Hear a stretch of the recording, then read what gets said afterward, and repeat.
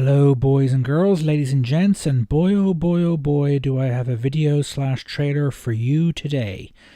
Yes, it is the reveal trailer for the Nintendo NX. I've already seen it because I had to record it. I haven't been able to get a direct source file yet, so I've kind of done a ghetto screen grab of it playing on my computer, so you'll have to deal with that or put up with that for the moment. I think I got a pretty good copy of it though, so hopefully, all things being equal, it won't offend your sensibilities in any way.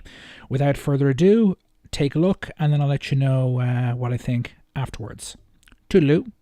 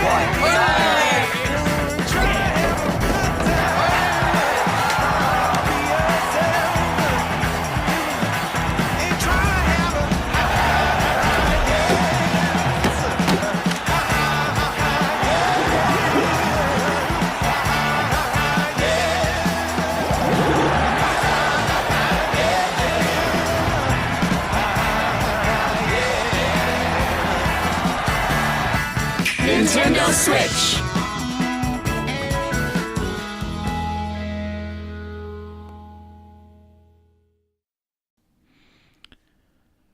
Right. What's the first thing to say?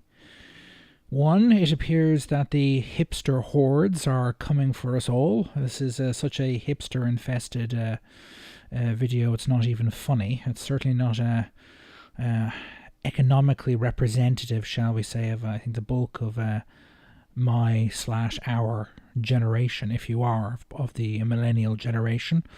They seem to be all quite well-to-do financially. Apart from that, what I mean, typical marketing stuff, making the people look cool and approachable and unthreatening in any way.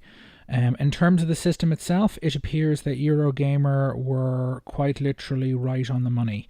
It appears to be a tablet that has 2 detachable controllers and a docking station, which obscures the screen that it plugs into, which is all rather interesting, to put it mildly. It's exactly what Eurogamer said it was. We see from the actual gameplay, you see. I didn't recognize what particular basketball game they were playing at one point, but there clearly is a number of Wii U games thrown in there. Splatoon is in there. I think that's the Wii U version of Mario Kart you see playing there. The Mario 3D game, I haven't played any. I don't own a Wii U, so I haven't played any Wii U games because I don't know anyone who owns a Wii U. So that might be Super Mario 3D Land, or it might be the first we've seen of a new Mario 3D platformer game, which would certainly bode well for launch, which is in March 2017 next year, as Nintendo said previously. But it certainly seems to be able to play Wii U games, which is no shock. The Wii U was certainly in terms of the main memory. The graphics chip was an improvement over the 360 and the PlayStation 3, but it wasn't as good, nowhere near as good in terms of standards and architecture, let alone raw power, compared to what was in the Xbox One, the PS4. But it is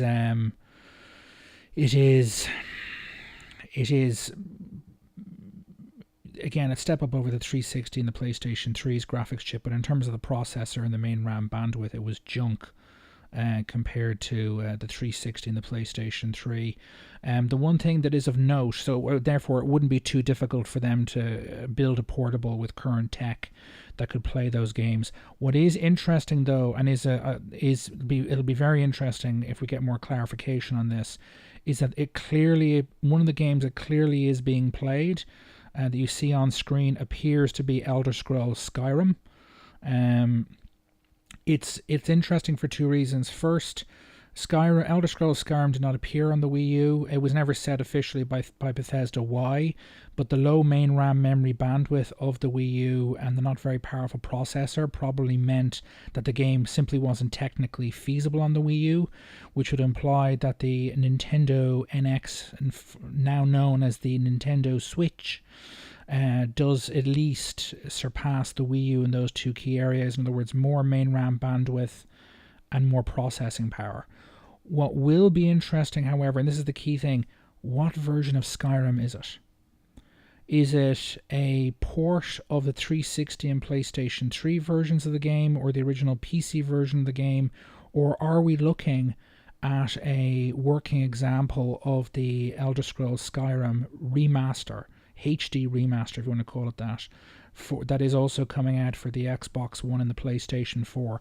Because if that's the case, and if it turns out to be a genuinely like-for-like comparison, in other words, this is a game that in terms of visual fidelity is as good as the remaster is going to be on both the Xbox One and the PlayStation 4, then we're looking at what would be the most incredibly powerful dedicated home gaming device ever seen, and certainly even by just general tablet standards, something that could give the Xbox One and the PlayStation 4 a run for their money. It'd be an incredible piece of kit. I would imagine it would be pretty damn expensive though, and who knows what the battery life would be. But again, we'll have to wait and see. But it bodes very, very well that out of the kind of the 2 third-party games, this and what appears to be and the basketball game, that this Elder Scrolls Skyrim is so prominently featured because Bethesda was completely absent on the Wii U. They provided no third-party support at all, so that bodes well for the Nintendo Switch. In terms of the name and in terms of the trailer, it's very much about the portability, the fact that you can take the device, plug it into the docking station. What's interesting there is once it's plugged into the docking station, you then take the 2 modular controllers that slide off the Nintendo Switch and plug them in. You can either use them independently, either together, or give one to another person to play a game on the Nintendo Switch, or you can use them together to play a game on the Nintendo Switch. But there also appears to be a device, like a docking station for the two controllers that you can slide onto and connect them to. I assume it's a battery pack that gives you more battery life, so you want to play for hours and hours, you can. That's my guess. I could be wrong. The controllers clearly work not attached to the Switch and not attached to this controller unit, so they're clearly got their own internal power sources as well. It also appears to work with a more conventional console controller, which kind of, I confused it a bit initially with the Xbox One controller.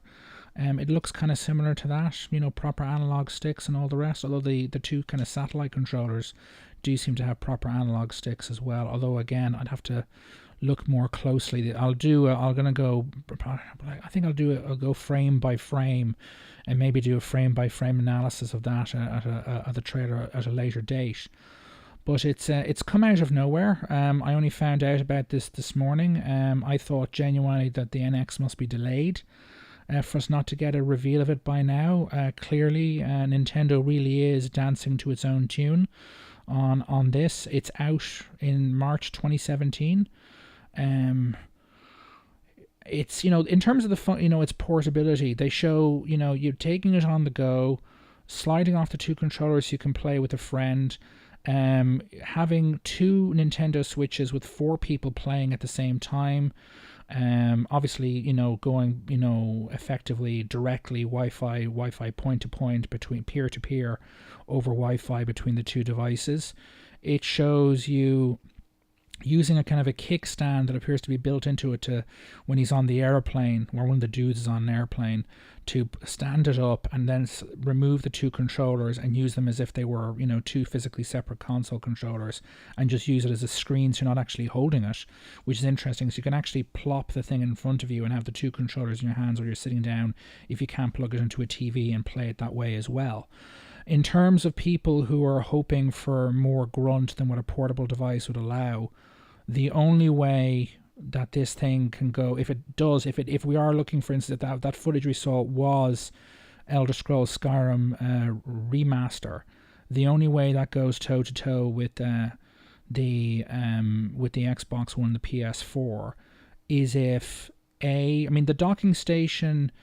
Saying about the docking station, it did look a bit interestingly bulky for a docking station. The screen is obscured. Maybe that's just to protect it and for accidents and stuff. But it does look, maybe there's some extra stuff in there to help it out when you're connecting it to a TV. Again, there was no technical details. I assume there's going to be a Nintendo Direct sooner or later. When we'll find out. Again, considering the ultra condensed time frame we're now on when it comes to the PR campaign for the Nintendo Switch before it's released in March, there must be a Nintendo Direct coming soon. It isn't. It doesn't appear to give an indication of when there is one. It's not a trailer for a Nintendo Direct, but now that they've started the campaign, a Nintendo Direct must be at most weeks away. At most, and I would think they'd want it out before all the big console games start turning up en masse. In November, and things get really busy there, and the Nintendo, PS4 Pro turns up. They'd want to get their message out before that. But this is certainly a very interesting way of shooting across somebody else's bow, as it were. It's gotten my attention. It's a very interesting console. As I said let's get back to the whole technical point. Either there's extra gubbins, silicon in the docking station to give it extra oomph when you're playing it on a TV, option 1, in which case maybe the HD remix of, say, Skyrim runs at a lower resolution, which is technically, and lower frame rates at less effects on a small, lower resolution screen when you're on the go. That doesn't really matter as much because the fine detail when you're on a small portable screen doesn't stick out as much, and that's how it's technically feasible while you're on the go. If there's bits in the docking station to help when you're playing it on a big HD TV, option 1. Or option 2, they have gone with NVIDIA's top of the line Tegra, I think it's X2 tech, which, question is how much is this going to cost if that's the case. Which would be, again, an obscenely powerful handheld, like crazy powerful. and would really kind of put certainly the Xbox One and the original PlayStation 4 to shame if it's what they've gone with, and certainly blows the PlayStation Vita out of the water without difficulty. But yeah, I mean, they have it plugged into some mount in a car and a van playing in the back, while the screen is mounted to some kind of mounting. So you can use it. You can effectively use it like a games console, but without a TV, where you have the actual device itself serving as a screen, and then you can use either the 2 satellite controllers or the proper conventional controller with it wirelessly. It's in that respect, it is quite flexible, and it really is. I mean, the trailer is all about the portability. You can bring it here and there. You can, bring the dog to run around outside in the park and continue playing your game. You can continue playing your game with your friends, your millennial hipster friends, and what appears to be a roof garden in some multi-story apartment building, I would imagine in New York City or somewhere like that. It's just, again, it's very, very hipstery. I don't know anyone in my age group with, who's got that kind of lifestyle here in Ireland, although, again, things in Ireland are still rather economically depressed, shall we say. The hangover from 2008 and before will be still got a good bit of time before that goes away, assuming the global economy doesn't implode in the meantime. But anyway, overall, the whole thing has been a surprise. It's exactly what Eurogamer said it was. I would imagine, in terms of the form factor, there's going to be a lot of big fans out there who say, oh, no, it's going to be a AMD-based home console with loads of grunt, who are not going to like this at all. If the only question for me, again, is I've been debating, do I get a PlayStation 4 Pro? Do I spend the money upgrading my PC? This now gets added to the mix. I'm, in all honesty, probably more likely to buy a Nintendo handheld than I am a home console at this point.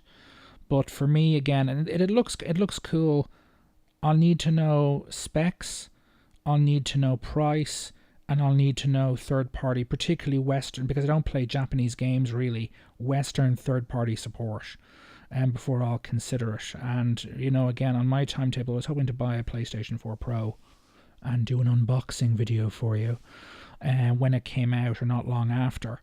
So Nintendo, if they want to get that money instead of Sony with the PlayStation 4 Pro, they better be prompt with the information. I mean, if it plays, the thing is, well, again, just getting the video's getting on to 17 minutes at this stage. If it, when it launches, it's, it can emulate, or it's got backward compatibility with a whole raft of the really good Nintendo first-party games that came out on the Wii U, and they're reasonably priced. I'm not paying 60 quid for, admittedly, what might be very good first-party games on the worst-selling home console in the company's history. If the system is going to set me back $249 or $299 or $499, which would be extraordinary for a handheld. Although, again, not necessarily by tablet standards, but, again, the iPad and stuff would be that kind of price range. I want to see Wii U games, Splatoon, Mario Kart, 3D Zelda, all at a very reasonable price, say $29.99 or less, $24.99, so that I can afford to buy a couple of them. And again, plenty of third-party support. But, again, as I said previously, the reason for me buying a PlayStation 4 Pro is for the exclusive Sony games. I'm not going to be buying much third-party stuff on it. Again, pricing, a lot of the games, if they're going to be charging 70 quid in Ireland for Nintendo Switch games, like they are for the Xbox One and the PlayStation 4, that is kind of, for me, again, quite off-putting as well. But it's certainly very interesting, and it's certainly a very kind of aggressive, outlandish, move by Nintendo. They showed us nothing of the graphical user interface. We know nothing about the hardware specs. That's all up for play, and the price as well. If it's $249, great. particularly if it genuinely can go head to head with at least the original PlayStation 4 and compare quite favorably in terms of performance. If it's not, and it's particularly if it's not, and it's $299 or over $300, that's another no for me. And Nintendo really does need to attract people like me to buy the system, because the Nintendo fanboys, there's just not enough of them out there, particularly in America and Europe, to they were not enough to make the Wii U a success. They won't be enough to make the Nintendo Switch a success. Anyway, I've been going on and on, ranting and raving, as it were. Well, not really ranting and raving, but just throwing my ideas and thoughts out there as they come to me for too long now. Please let me know what you think of this. Let me know what you think of the name. Let me know what you think of the trailer and what's in it. If you've got any theories, please let me know in the comments. Any ideas about what you think's in the hardware and capabilities, and whether you plan to buy it or not, in the comments. If you like this video, please like it. And if you haven't already, for some strange reason, have not subscribed to my channel, please do so for more content like this. This is DeFub21. Yes, Nintendo, they're definitely living in interesting times. This is DeFub21 signing off. Toodaloo.